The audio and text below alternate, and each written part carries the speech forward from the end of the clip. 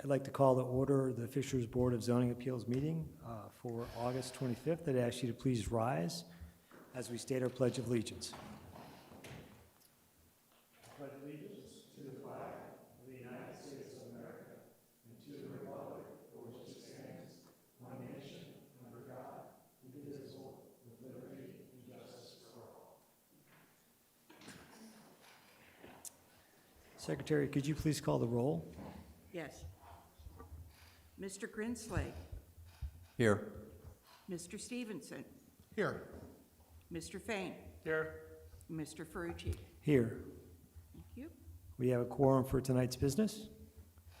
On the next order of business is approval of our previous minutes, which were July 28th, 2021. And make a motion that we approve the minutes. Second. All in favor? Aye. Motion passes. Minutes approved. Okay, so we'll begin our public hearing.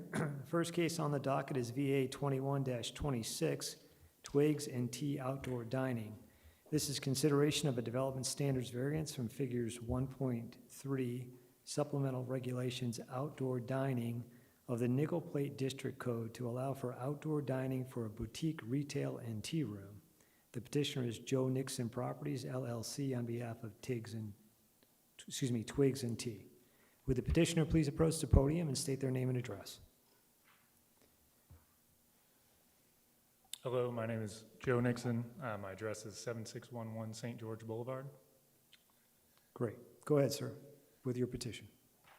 So I just want to say we're kind of cart before the horse here a little bit, but I think the variance in general about the outdoor dining and things like that, I appreciate the staff's support for that. And we were at the Nickel Plate Review Committee before this and worked out some things about the wraparound porch and some landscaping screening and all that stuff. So all that's great. I just have a few words to say about one of the conditions that is being proposed to put on the variance, which is about the impact fees for the property, conditioning the approval of the variance for the impact fees on the property to be paid.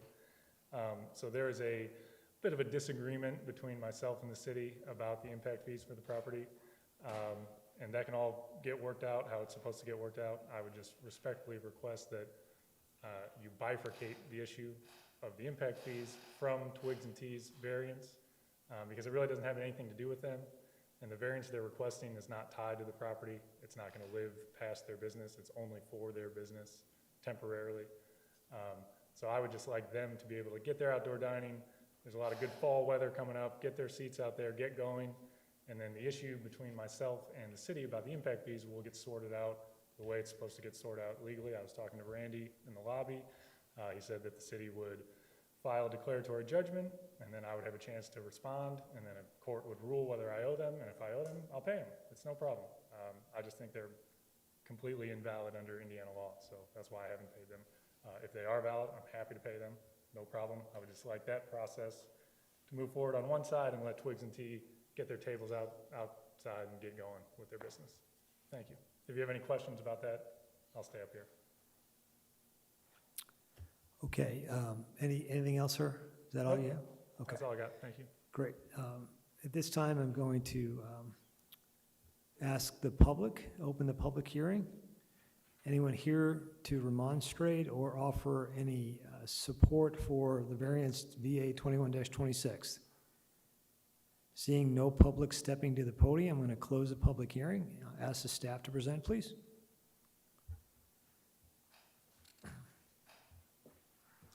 Thank you, committee. For the record, Ross Hillary, City of Fishers, Planning and Zoning. Before you tonight is VA 21-26, which is the Twigs and Tea Outdoor Dining Development Standard Variance. Before you tonight, the petitioner is Joe Nixon Properties. On behalf of Twigs and Tea, they are requesting consideration for development standard variance from figure 1.3 of the supplemental regulations of outdoor dining, which is part of the city's Nickel Plate District Code, which would allow outdoor dining for boutique retail and tea room. The zoning for this property is VC Village Center. The property is located at 11399 Lantern Road, near the intersection of Lantern and Morgan Drive on 0.10 acres, shown here in that green square. You also see here is an image of the property from the road. Prior to this meeting, like Mr. Nixon said, the petitioner seeked a waiver from the Nickel Plate District Review Committee. During this meeting, the petitioner asked to include the outdoor dining on the westernmost portion located here. That was not part of the original request that staff had supported, but staff is supportive of that with the condition that some landscaping is located there in between this property and the proposed residential lot to the west. The site plan modified to show the full area of the outdoor dining being proposed, and again with that landscaping shown in green. Staff would also like to provide impact fee timeline. So in January of 2020, the residential building permit was filed for this property at 11399 Lantern Road. November of 2020, a change of use permit was filed for a residential conversion of that to commercial use. Impact fees were assessed at that time. In February of 2021, an IOP file for commercial use was submitted.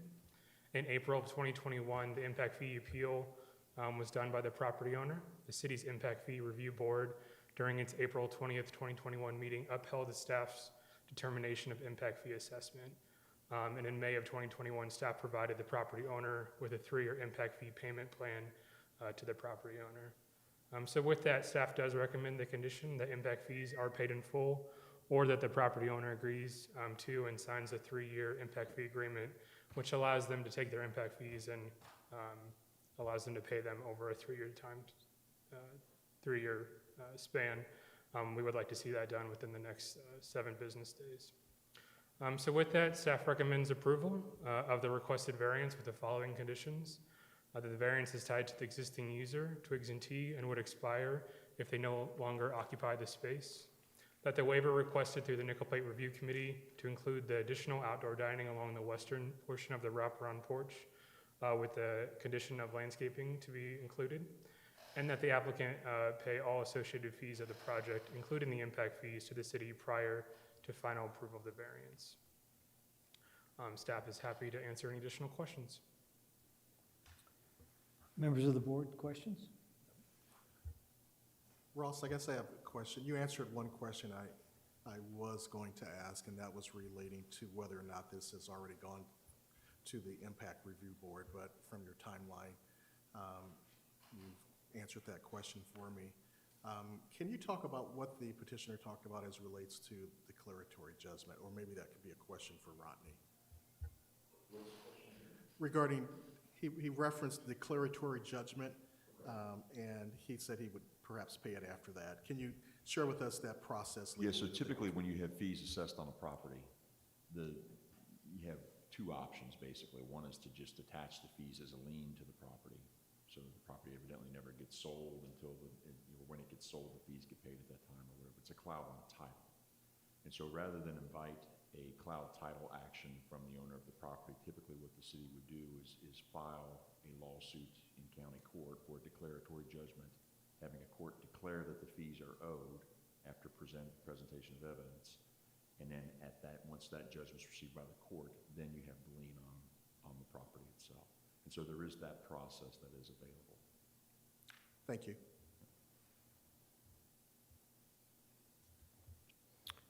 Any other questions? Hearing no questions, do we have a motion?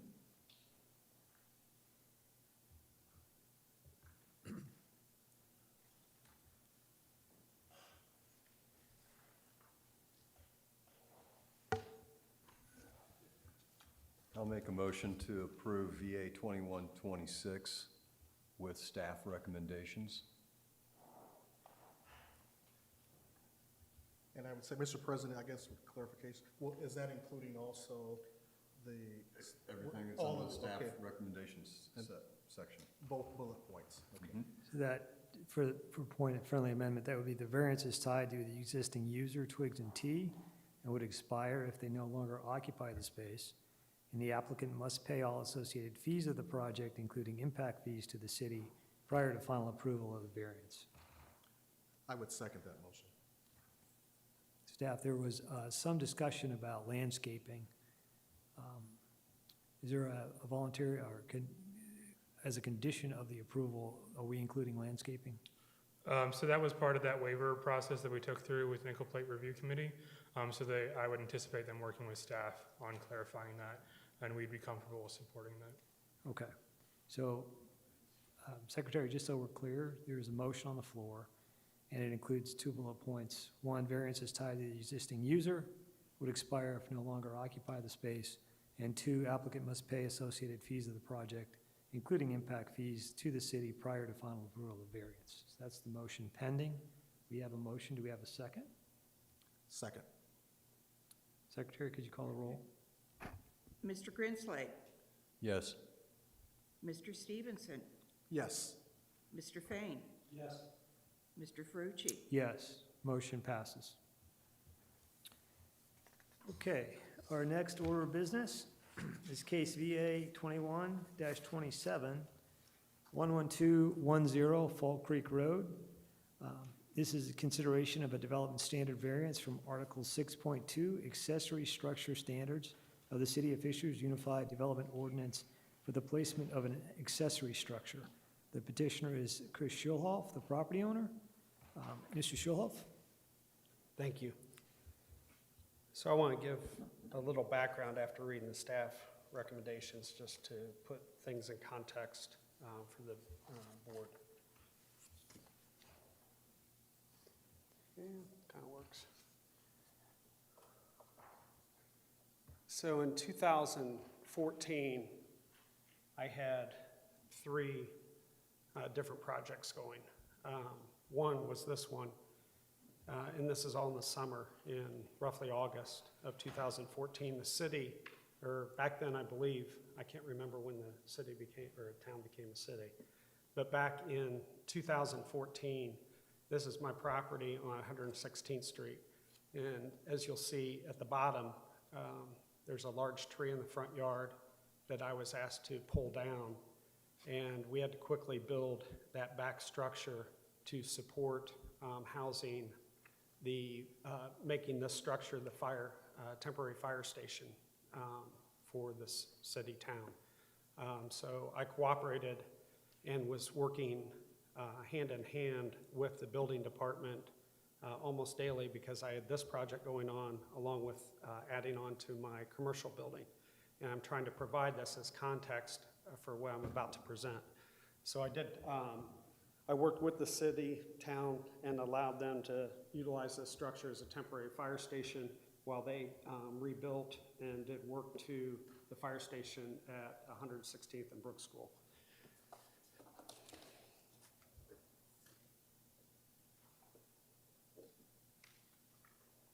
So then,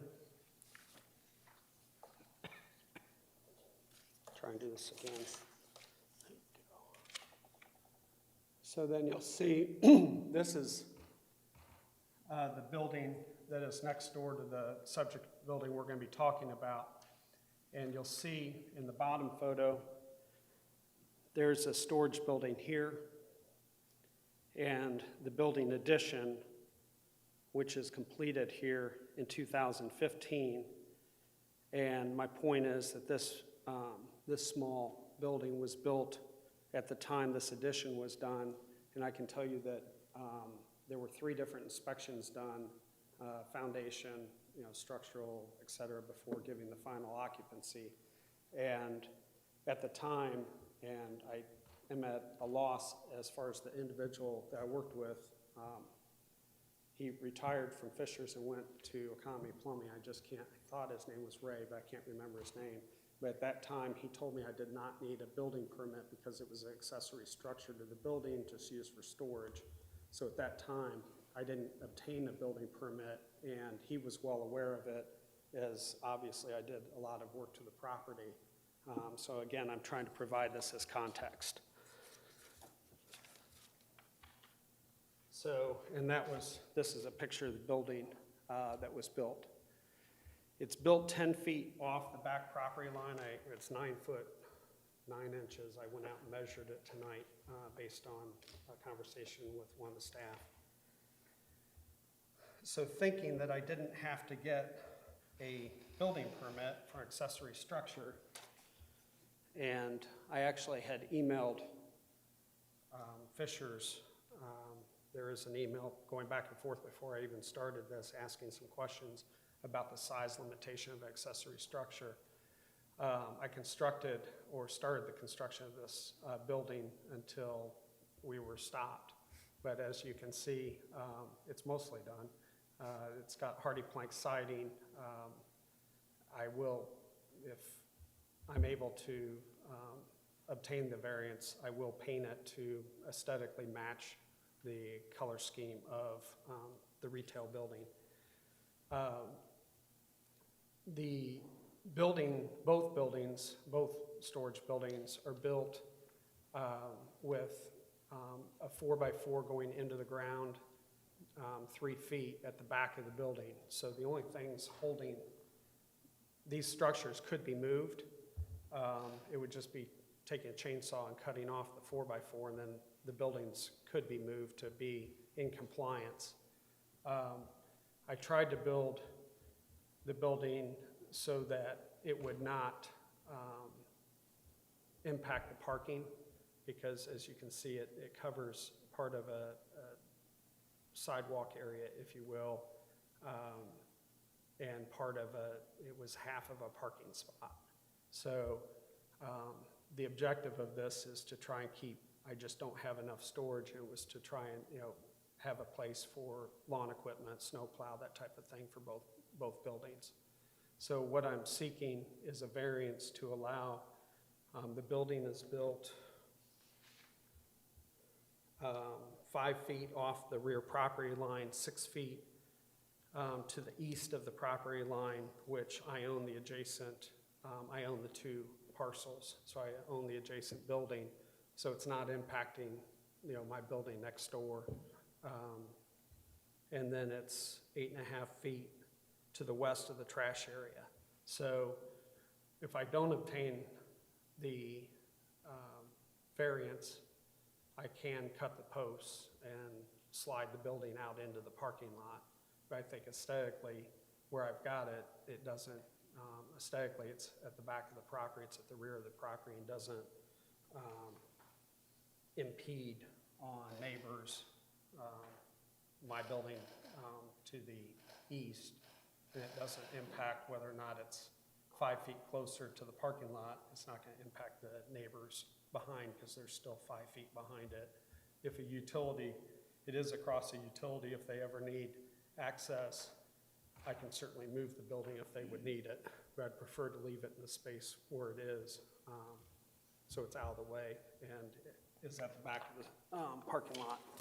This is another picture of how it looks today, as of a couple hours ago. Questions?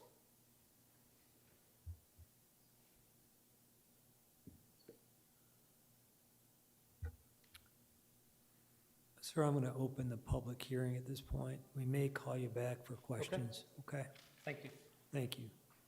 At this time, I'd like to open the public hearing. If anyone has any comment on VA 21-27, Mr. Schulholz's request for a variance at 11210 Fall Creek Road, would they please step forward? Seeing none, I'm going to close the public hearing. Ask staff to present, please.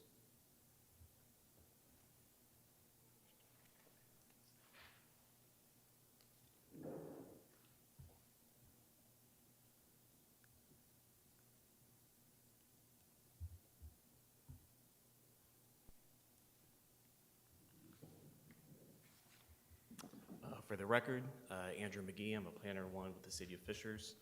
I want to say thank you to the petitioner for giving a pretty detailed backstory. We don't usually get that much information before a staff member shows up, so I just want to say that I appreciate that.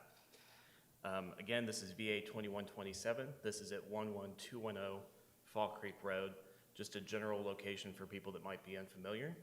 This is on Fall Creek, just west of Brook School Road, just north of Geist Reservoir. Generally, the property in question is outlined in white, and again, the commercial property just to the east or to the right, as you're looking at this map, is also owned by the petitioner. On this particular lot, the area in question, I've circled here in orange for greater detail, and then this is the image that you've already seen.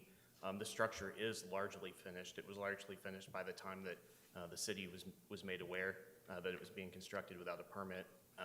The petitioner did apply for a permit, which was requested, and then during that plan review, we did find out that it did not meet the setback requirements. So the UDO in the accessory structure standards section has a requirement that all accessory structures have to be at least 10 feet from the rear and side property lines. So as was stated earlier, this structure is located approximately 5 feet to the rear property line and 6 feet from the east property line. So it is encroaching into this required setback. Therefore, this variance tonight is to request the placement of the building or the accessory structure where it is currently located, rather than having to move it, as was stated, is possible. And then here's just a better detail showing the approximate location of the existing trash enclosure, the structure, and then those setback distances overlaid on the plat here. Because of kind of the muddy backstory, and we're not sure which staff worked with him at the time, and there may have been a miscommunication there originally. That said, permits are still required for accessory structures when they are permanently attached to the ground, which is the case in this situation. So again, our standard does apply. The construction was stopped, permit was applied for, and we kind of found this conflict. But because there are concerns about parking, having to move it into the parking lot versus leaving it where it is, staff does not have a recommendation for approval or a recommendation for denial. We just wanted to make sure we could present the facts to you clearly today so that the board can make a decision. That said, if the board is inclined to approve the variance, we have presented 3 recommended conditions, fairly standard, that the improvements are limited to what is presented and discussed, so basically the shed that's already there, that this approval is recorded on the property, and that it is valid only as long as the structure is not modified, altered, enlarged, moved, etc. So with that said, if the board has any questions for staff or for the petitioner, I'd be happy to help. Members of the board, questions?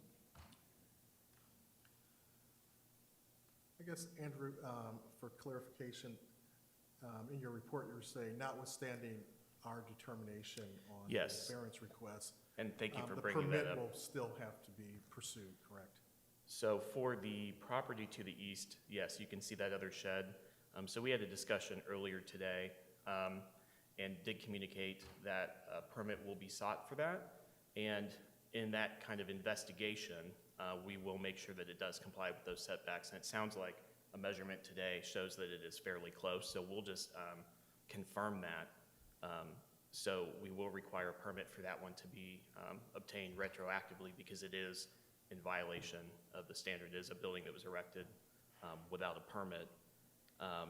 That said, if it also does not meet the setback requirements, we will either have to, or the petitioner will either have to seek a variance for it as well, or move it in the same way that we're presented with the decision tonight. Thank you. I do have one question for Mr. Schulhoff. Sir, you were talking about the building being built as a temporary fire station. Is that the building to the east or the building in question here tonight? I'm sorry, that was the building on 116th Street that was used. They put up a temporary structure in front of my house on 116th. I was okay. merely pointing out that I was working With a the lot town. with the town at the time, Thank you. and I wasn't trying to do something. Thank you. I misunderstood you. Thank you. Okay. You have any more questions? Do we have a motion? Rick's working on it. Yeah, I'd like to make a motion to approve a VA 21-27 with the recommendations that the staff had regarding that the variance be limited to improvements as they were presented and discussed, and that the approval be recorded on the property, and the approval is valid only if the storage shed remains in the existing location and is not enlarged, substantially modified, moved or removed, or otherwise changed from what is presented before the board. Thanks, Rick. We have a motion. Do we have a second? I'll second that motion. Secretary, could you call the roll, please? Mr. Grinsley, Yes. Mr. Stevenson, Yes. Mr. Fain? Yes. Mr. Ferrucci? Yes, motion passes. Thank you, sir. Our next order of business is case VA 21-28, 12491 East 136th Street.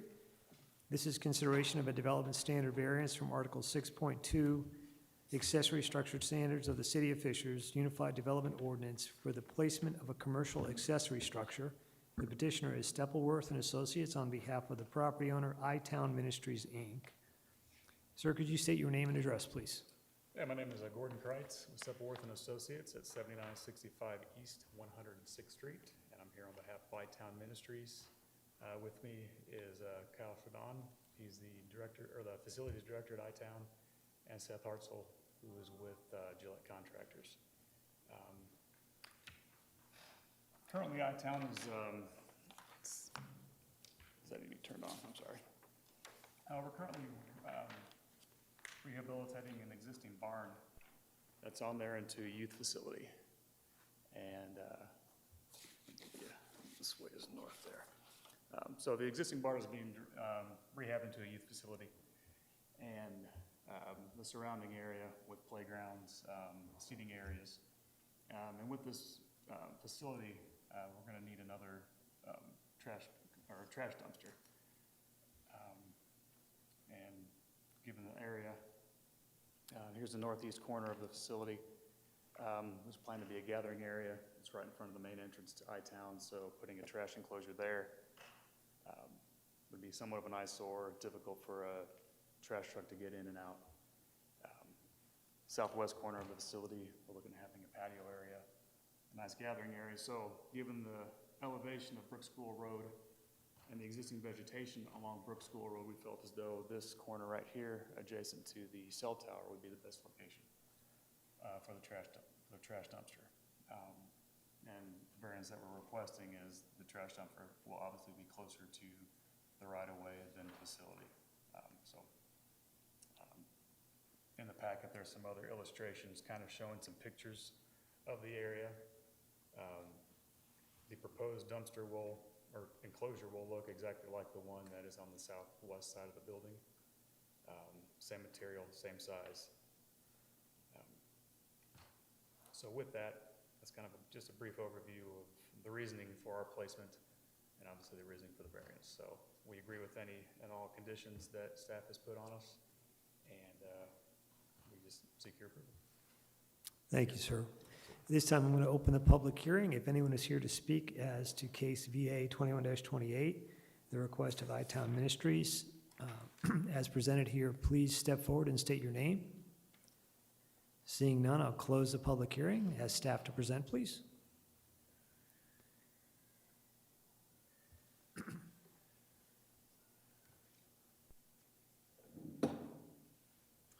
Hello, I am back again. Andrew, again, planner with the City of Fishers. This is variance VA 2128, 12491 East 136th Street. The property owner is legally I-Town Ministries, Inc., but we all know it commonly as I-Town Church. General location, again, this property is also west of Brook School Road, but it is south of East 136th Street. It's the entire lot right there on the corner, and it is also bounded on the south by Interstate 69. Therefore, this property has 3 frontages, and I'll get into that here in a second as to why that's a little problematic. The area of the proposed trash enclosure is highlighted here in orange along Brook School Road. So this is an illustration, just like the one that you've seen that was provided by the petitioner. The issue before you tonight is that the UDO in its accessory structure standards, this is not related to setbacks this time, but a secondary requirement for trash enclosures is that it must be no closer to the public right-of-way than the primary structure on the lot. And the intent of that is if you, say, had a shopping center, or let's say a Walmart, you're not wanting the trash enclosure to be placed in the front parking lot, in the primary area. That's the intent, that it's not, front and center, so to speak. When we look at I-Town Church's site, let me go back one more.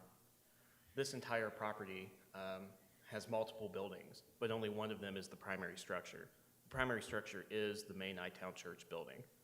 Therefore, from a literal reading of the code, which we do apply, when you're looking at the right-of-way, 136 to the north, Brook School Road, and I-69, and more or less cast a shadow on the building, everything behind the building to the west, that's the only location that a trash enclosure could be placed.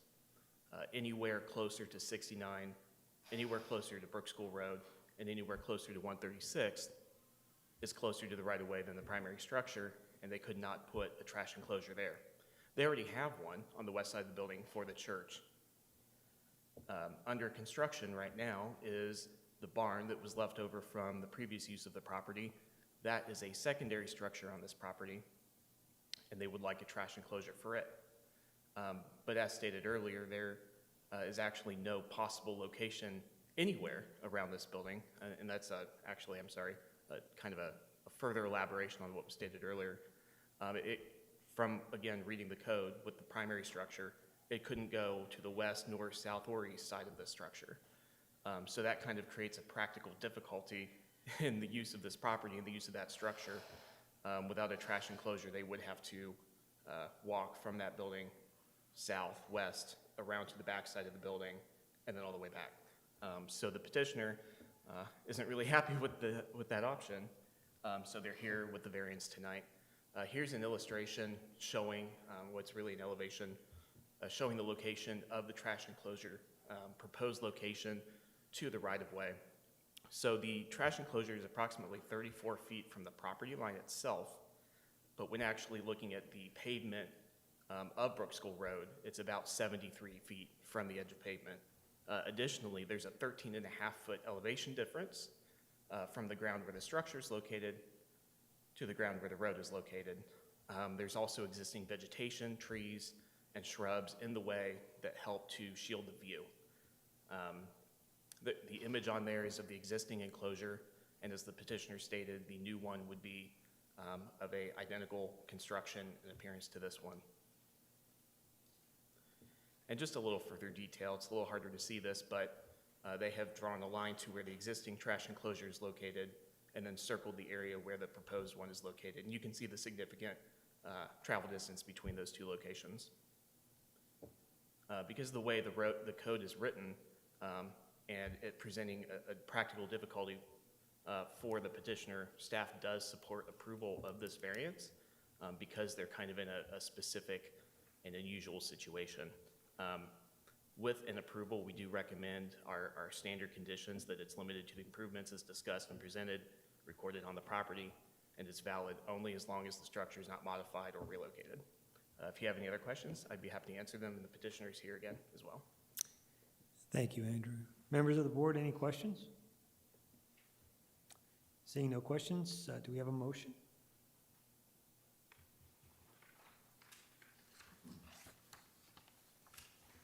Fine, I'll make a motion that we approve VA 2128 along with the staff recommendations that the variance be limited to the improvements as presented and discussed, that the approval be recorded on the subject property, runs with the property, that the approval is only valid if the trash enclosure remains in the existing location, is not enlarged, substantially modified, moved, removed, or otherwise changed from what is there now.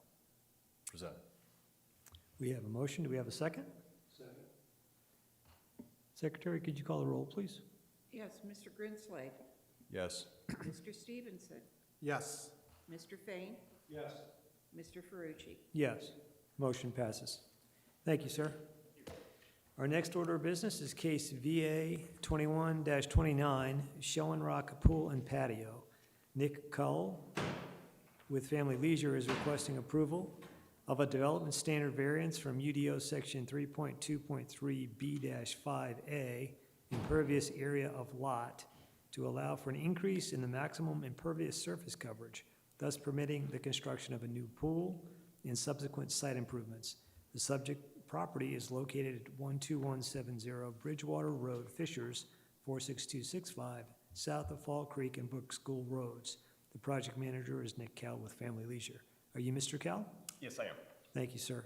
Could you state your address, please? 11811 Pendleton Pike, Thank you. Go ahead, Mr. Kell.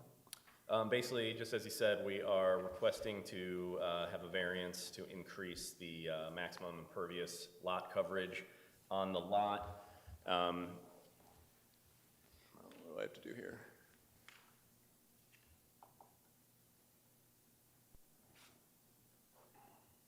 Oh, there it goes. You can see here kind of the plan. Right now, I believe the percentage is 35, and the current impervious has us, I believe, closer to 40 or 41%.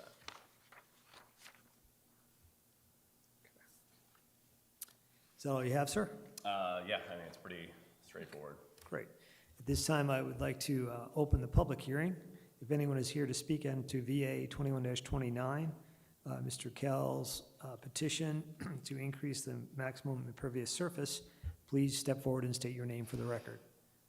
Seeing none, we'll close the public hearing. We'll ask staff to present, please.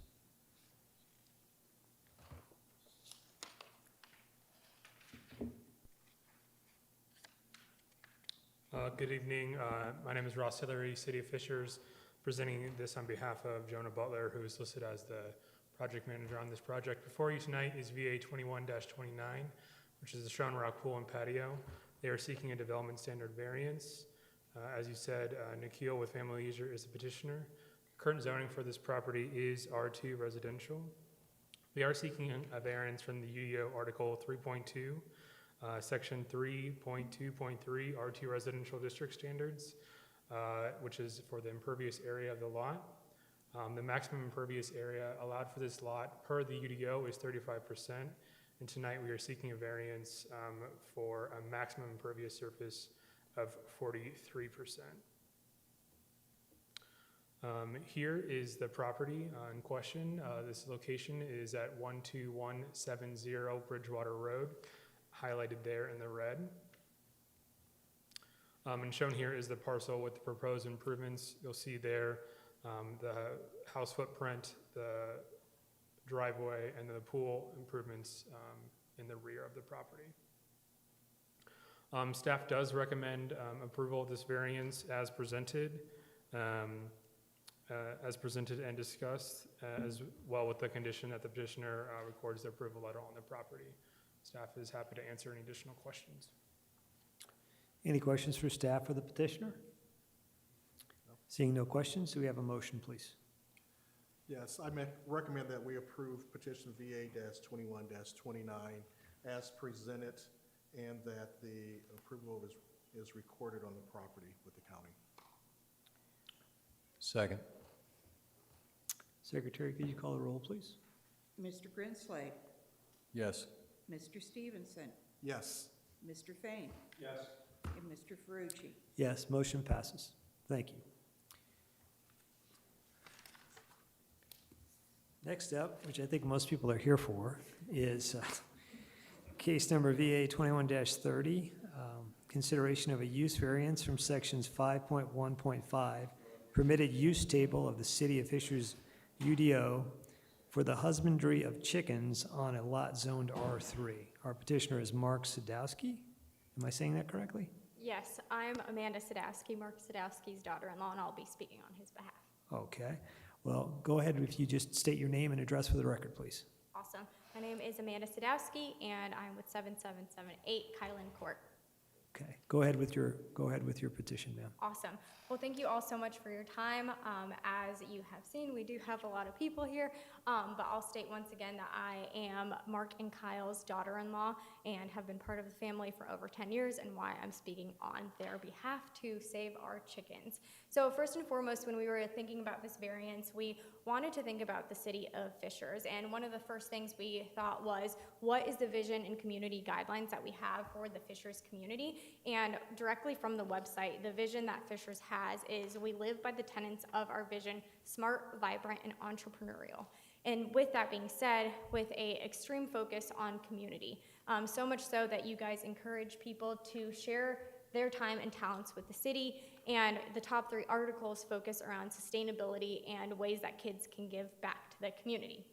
So how do chickens fit into this vision for the community? So chickens allow increased awareness of where our food comes from and has an emphasis on learning how to be more self-sufficient.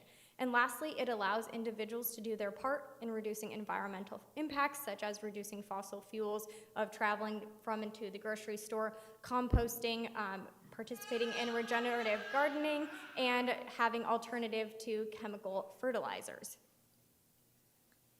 Additionally, it allows for increase of community building. So as you know, chickens provide food for family, neighbors, and friends, and they can also participate in watching the chickens, taking responsibility. And lastly, it contributes to the education and interest in community gardening of our neighbors, both adults and children.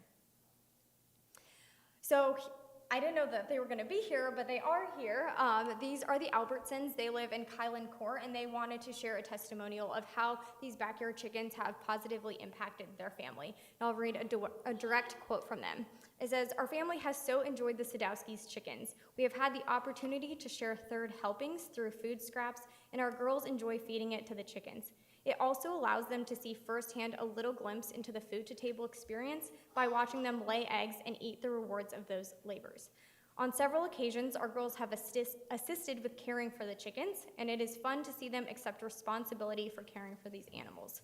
Allowing them to observe these animals contributes to a strong sense of community in my children by allowing them to witness how we care for animals and help our neighbors."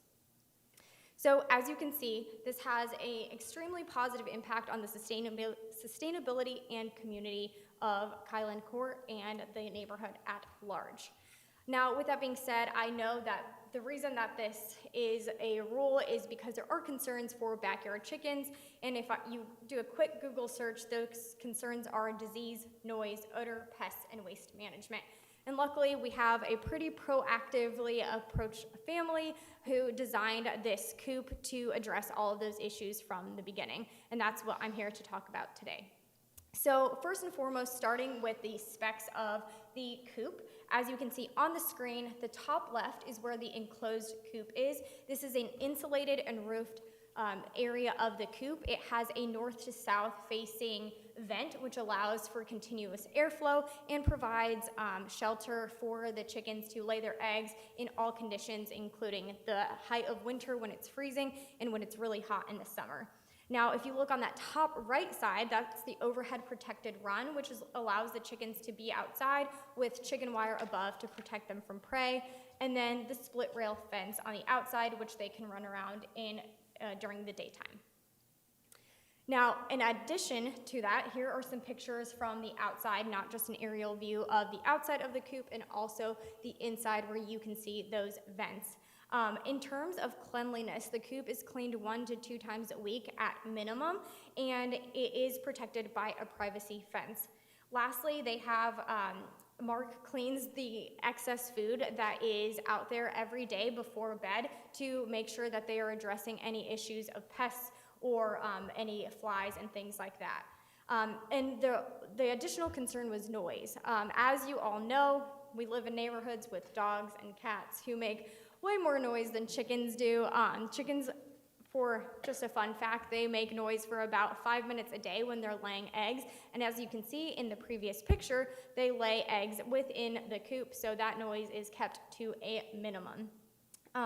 So finally, as you can see, the chickens have provided, not just entertainment, but really a way for our neighbors to be educated by the food system, to educate their kids on responsibility, and just knowing how our ecosystem works. And so I would just ask that for Fishers to make this decision, with their vision of being a smart, vibrant, and entrepreneurial city that focuses on sustainability and community building, that you guys would join in on the 93% of the top 150 cities that allow backyard chickens and allow us to save our chickens. So. Thank you. At this time, I'm going to open the public hearing.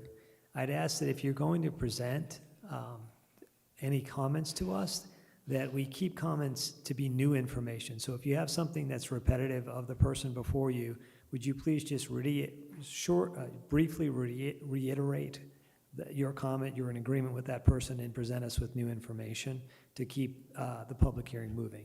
I'm going to open the public hearing, ask anyone who wants to present either against or in favor of this petition to please step forward and state your name and address.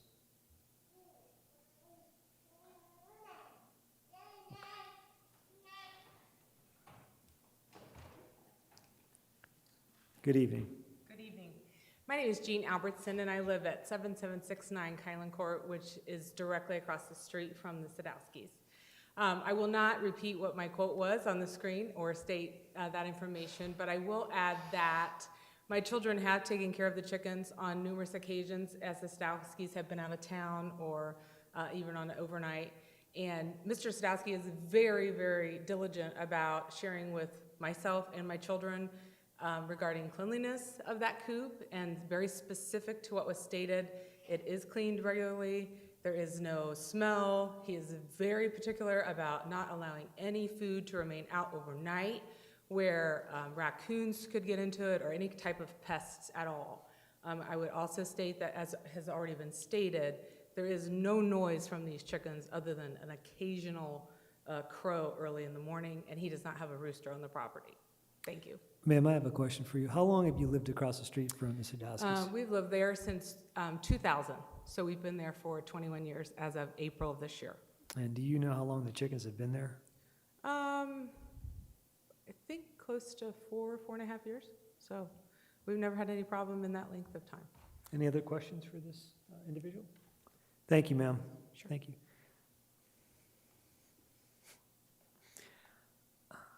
You had your hands full in the hallway, didn't you? Sure did. Daddy took over. He's doing much better now. Yeah. Go ahead. My name is Megan Sadowski. I live at 12578 Bentley Boulevard, which is basically backyard to backyard to the Sadowskis. Also, daughter-in-law, other side, but we do live directly behind them. We have never had any issues with the noise as well. No smell. Our windows can be open at any time, and we have no issues with that too. Also, not to repeat anything new, wanted to discuss in the winter time. Mark is out there 3, 4, 5 times a day to ensure that the water has not frozen over at any time, to make sure that the chickens have constant water flow and constant food flow too. So. Anything else, ma'am? Nope, that's all. Thank you very much. Thank you. Anyone else care to comment? Seeing none, I'm going to close the public hearing. Ask staff to present, please.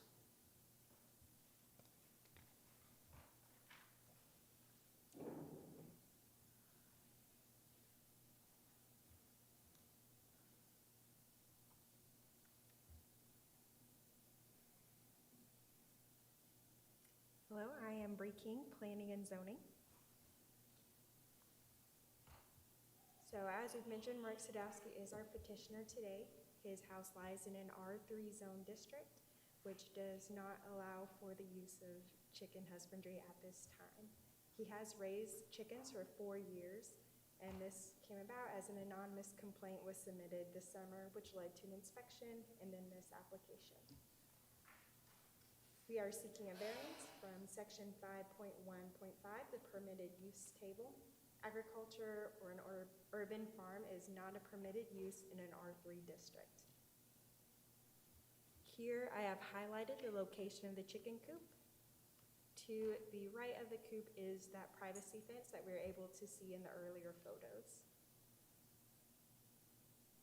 I have photos here just to reiterate the information very quickly. It has 3 compartments: the enclosed area, covered outdoor run, and then the yard where the chickens can run in.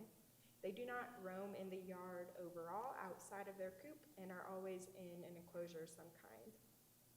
At night, they are placed in the roosting area and the doors are closed. A site visit showed a very clean coop with no excessive noise or odor. The chickens always have food and water, as discussed, which has the best fresh produce, mealworms, and all required nutrients. Roosting area again has cross ventilation, also has a skylight to provide light, and is regularly treated for insects and other pests. Mr. Sadowski told me during my site visit that he has never had a chicken escape his enclosure. And the enclosure is reinforced to keep animals out of the pen as well as the chickens safe inside. 7 neighbors have wrote letters of support for this variance, as I have provided in the packet. All of the neighbors voiced support. In addition, one of the neighbors that wrote a letter was the neighbor immediately adjacent to the side of the property where the coop is located. Our staff has no recommendation at this time, as the husbandry of chickens will not cause long-term effects to the property. If approved, we do recommend that the number of chickens be limited to the current number on site, which is 13, and that no roosters be permitted on the property. In addition, waste should be removed from the property in a manner which protects the health and safety of surrounding properties, as has been done to this point. And finally, we recommend that the variance be tied to the current property owner and not transferable if the property is sold in the future. And if you have any questions, I'm happy to answer. Do you know the size of the lot? I do not know the size of the lot. I can Does go our back. petitioner?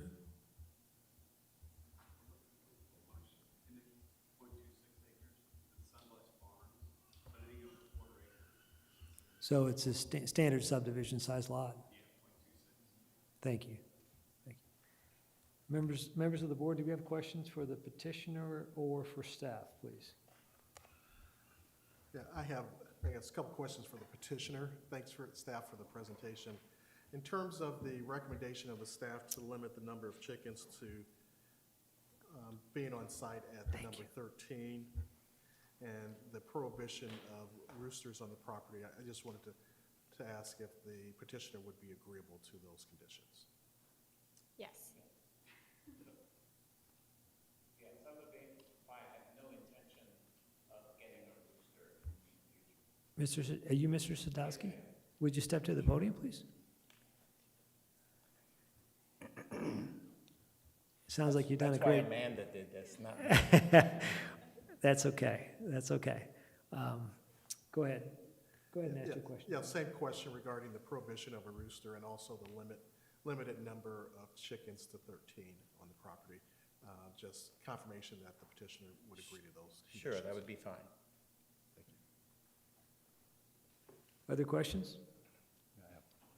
Go ahead. You talked about educational and how clean the chickens are and all that. I'm not going to debate those things, but you say how this could all be. Is this an open business? Do you sell these eggs? Do you have people that can come and view the chickens? You talk about how nice and clean they are and how the educational purposes of this. Do schools come by and do any trips, anything like that? I have not opened it up to the public like a school. It's not a business.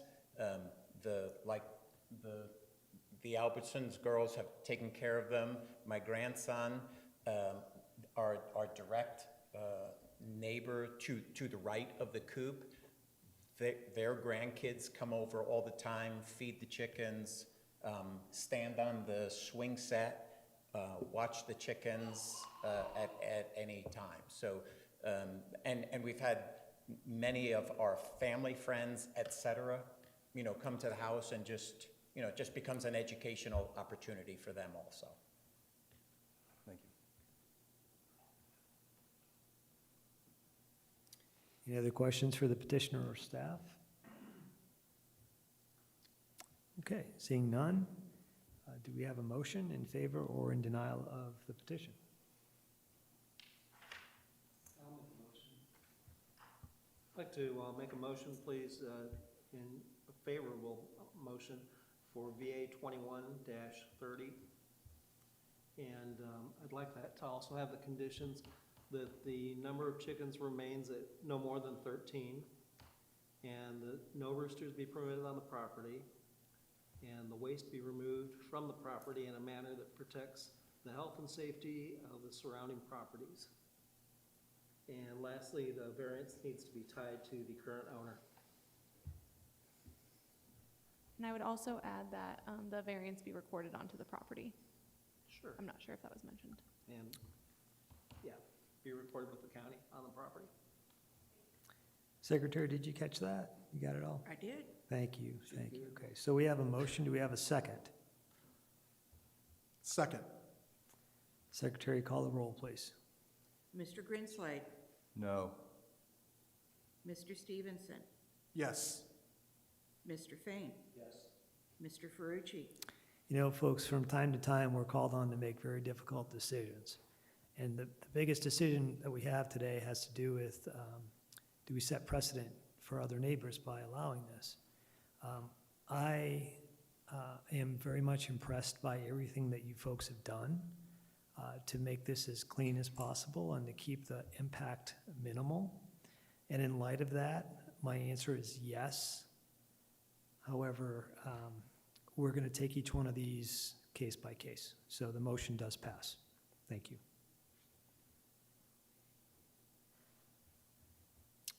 Next order of business. VA 21-31 Orden Deck. Terrence Ordone is requesting approval of a development standards variance from UDO Article 3.2, Section 3.2.3 R2, Residential District Standards, Line 5B, impervious area of lot to allow for an increase in maximum impervious surface coverage, thus permitting the expansion of an existing deck. The subject site is located at 13641 Lake Ridge Lane, Fishers, 46055, on the southeast side of Geist Reservoir, west of Oleo Road. Mr. Ordone? Yes. Thank you, sir. Would you please approach the podium and present?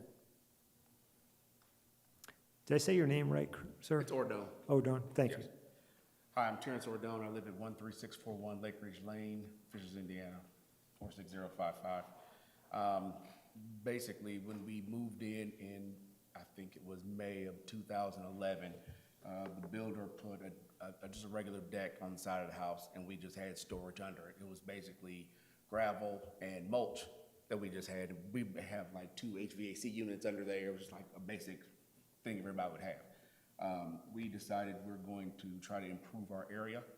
So we're going to try to, what we would like to do,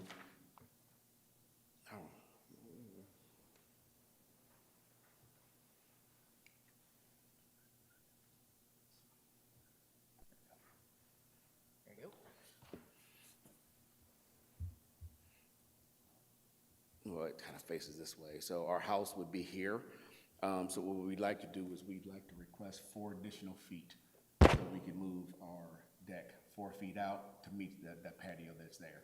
And then we'll encase everything else in concrete and kind of make it a little outdoor living area. Thank you, sir. At this time, I'm going to open the public hearing. If anyone's here to speak as to this petition, please present. Please approach the podium. Seeing no one, I'm going to close the public hearing. Ask staff to present, please.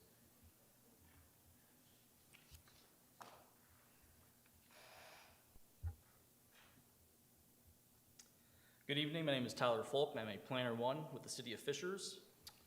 I'm presenting VA 21-31 Ordone Deck Development Standards Variance.